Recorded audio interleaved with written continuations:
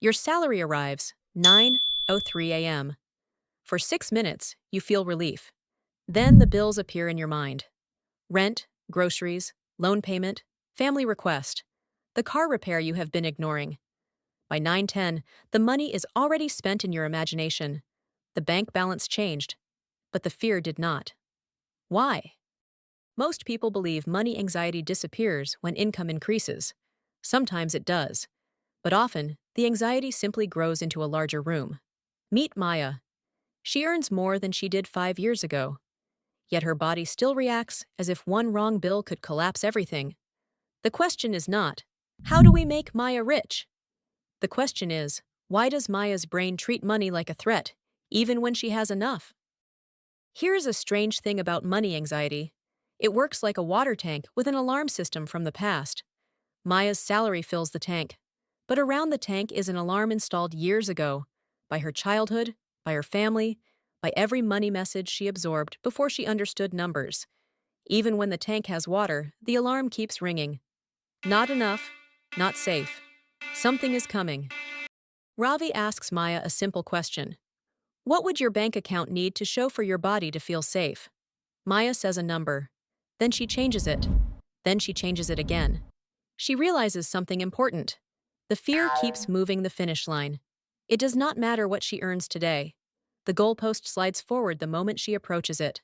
That is where this journey begins. Before we go further, try this. Open a notebook, not your banking app. Write this sentence. When money arrives, my first feeling is. Then write what your brain immediately fears will happen. Do not fix it. Do not solve it. Just notice it. Maya avoids checking her balance for 5 days. She tells herself she is protecting her mood. And for a moment, it works. Not checking feels like relief. But the brain hates uncertainty. Every hour she does not look, the unknown grows. She finally checks at midnight. Her heart races. Every transaction feels like evidence. Even normal bills feel like accusations. Avoidance did not make money quieter. It made the unknown louder. Maya closes a closet door labeled Money. Inside are bills, balances, and unanswered questions. With the door closed, shadows grow under it. Small bills look like monsters. Normal expenses look like threats. When she finally opens it, even small objects feel terrifying. The problem is not the closet. The problem is the darkness that grew while the door was closed. Ravi gives Maya a different approach. A 2-minute money check. Same day, same time, same place. One balance, one bill, one next action. No deep investigation at midnight. No shame spiral. Just a small light in the closet. Because calm visibility is safer than dramatic discovery. Money should not only be seen during panic. Maya remembers her mother, Nora, sitting at the kitchen table with bills. Nora would whisper, not shout, "Money disappears if you are not careful." As a child, Maya did not understand interest, rent, or salary.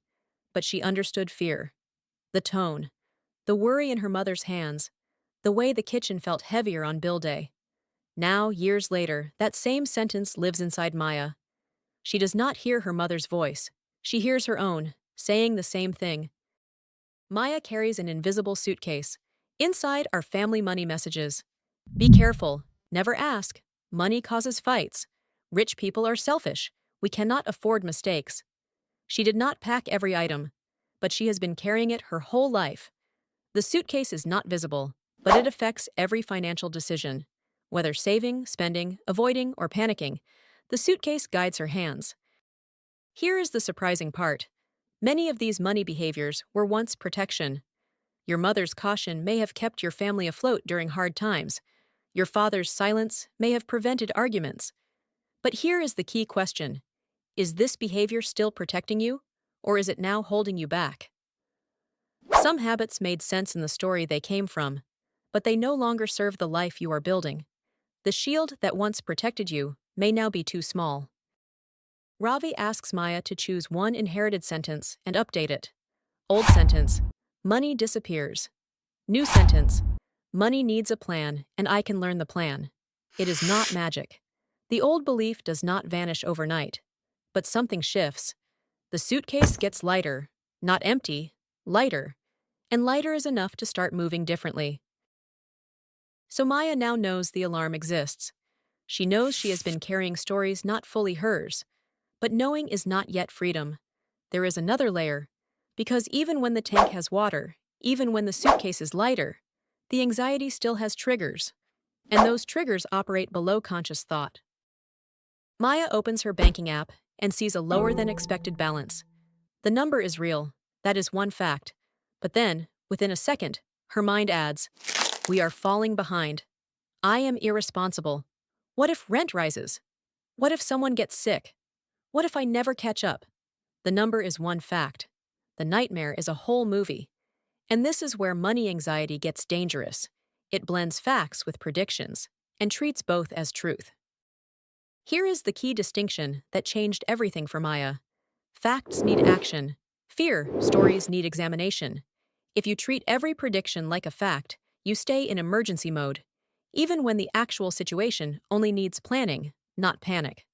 So Maya learned to separate them. Fact: balance is lower because insurance was paid. Fear story: we are failing. Next action: adjust grocery amount, pause non-essential shopping, review next bill date. Not every scary thought is financial information. Sometimes a scary thought wears a fake accountant hat. It looks like it is analyzing your finances, but it is actually just fear dressing up as logic. The thought says, "You are failing," but that is not a financial analysis. That is a fear story wearing a tie. Try this right now. Choose one money worry. Write down 3 columns. Fact: what is objectively true? Fear story: what is your brain predicting? Next action: what can you do within 24 hours? Watch what happens. The problem becomes smaller. Not gone, but smaller. And smaller is a better place to start. After a hard week, Maya buys clothes online. For 20 minutes, she feels lighter. The package is hope in a shopping cart. Then the confirmation emails arrive. The relief turns into guilt. The guilt turns into avoidance. The avoidance turns into another stressful week. This is the cycle of emotional spending. And it is not about the clothes. It is about the feeling the purchase was hired to fix. Maya has an emotional pain alarm. The shopping cart appears like a bandage. It covers the alarm for a moment. The alarm is muffled, but underneath, the wound is still there. The purchase did not solve the feeling. It just covered it. And when the bandage falls off, the feeling returns, with interest. Here is the key question Ravi asks Maya. Not, "How much did you spend?" Not, "Why are you so irresponsible?" The question is, what feeling was this purchase hired to fix? Was it comfort, escape, control, belonging? Once Maya identifies the feeling, the spending loses some of its power. She can see, I was not buying shoes. I was buying relief from a feeling I did not know how to name. Maya creates one rule for non-essential spending, a 20-minute pause. During the pause, she asks one question: am I buying the item or buying a feeling? Sometimes she still buys. The pause does not always stop the purchase. But now she buys awake. And buying awake is very different from buying on autopilot. Daniel tells Maya, "We are doing okay." And Maya snaps. She is not angry at him, not really. She is angry at his calm. Because calm feels irresponsible to the part of her that believes danger is always close. When your brain is wired for scarcity, someone else's ease feels like negligence. Maya does not need Daniel to worry more. She needs her own alarm to believe that okay is actually okay. Maya's scarcity voice is a guard dog. It barks at real threats, which is useful, but it also barks at mail, wind, shadows, and guests. The dog is loyal. It is trying to protect, but it is also exhausted and exhausting. Maya feels constantly on alert, not because every bill is a crisis, because the guard dog treats every sound like a break-in. You do not have to silence the scarcity voice completely. You do not have to fire the guard dog. You can thank the alarm and still check the facts. Maya says internally, I know you are trying to protect us. Today, rent is paid, groceries are planned, and the emergency fund has started. The dog does not disappear, but it lowers its bark. Maya had 2 good weeks. The 2-minute check worked. She named the fear story. She paused before panic. Then the guard dog came back. A late-night email from the bank. A reminder of a bill she forgot. Her heart rate spiked. She almost opened the closet. Almost. This is not a failure. This is how change actually happens. The fear does not disappear. It returns. And each return is a chance to practice. Maya is not back at the start. She is just on a different day of the same road. Knowing is still not enough. The fear needs a container, a system, a structure that holds her when the alarm rings. That is what comes next. Maya downloads a detailed budget template. 20 categories, 6 colors, monthly projections, debt tracker, savings goals. After 10 minutes, she closes the laptop.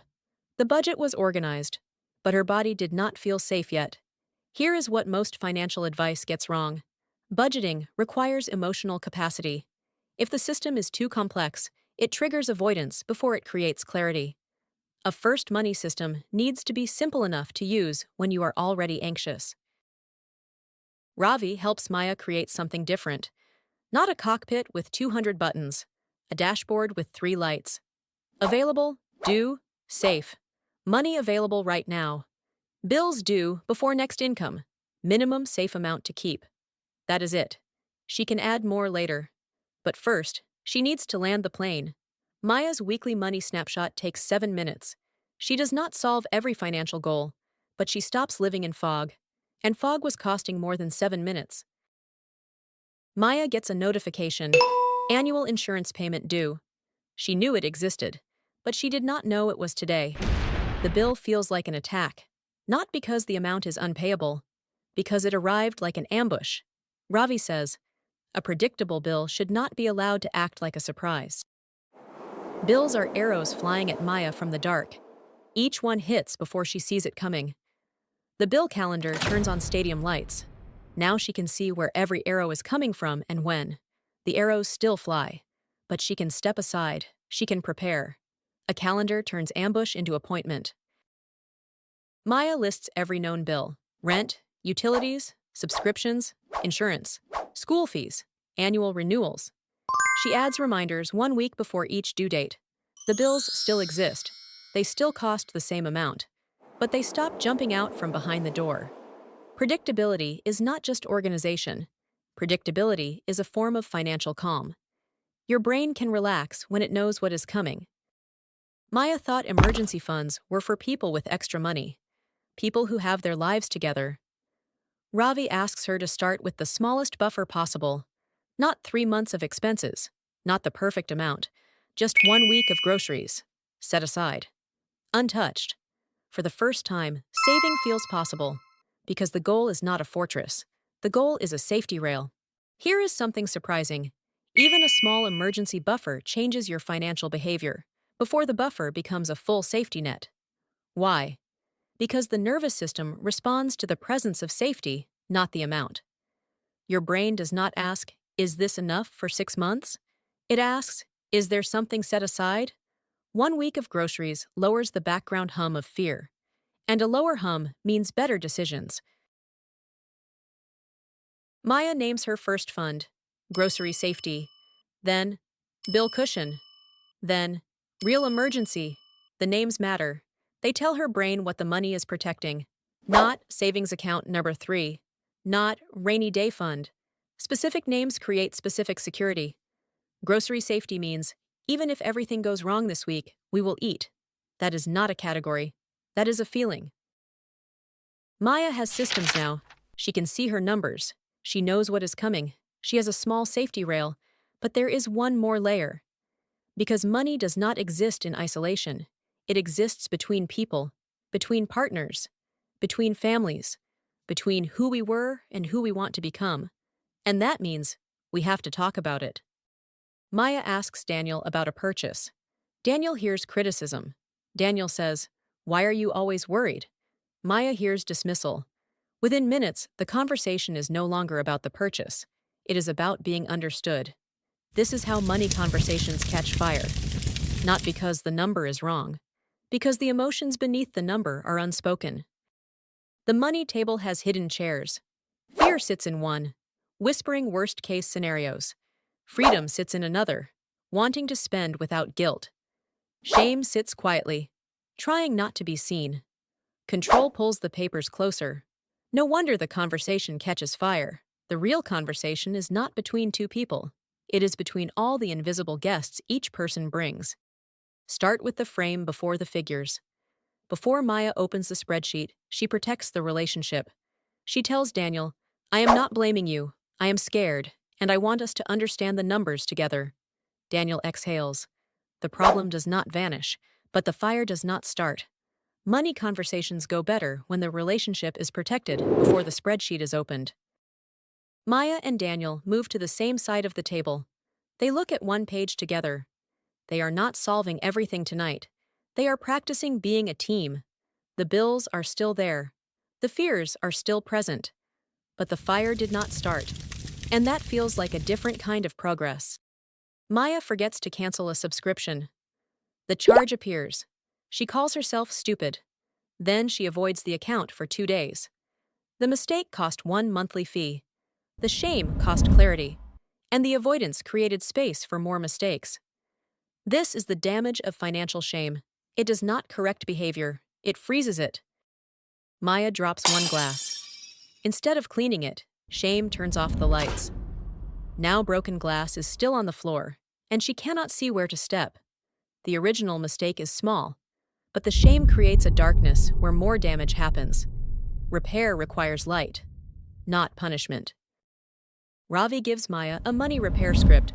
4 questions. No insults allowed. What happened? What is the real cost? What can be repaired? What system prevents repeat?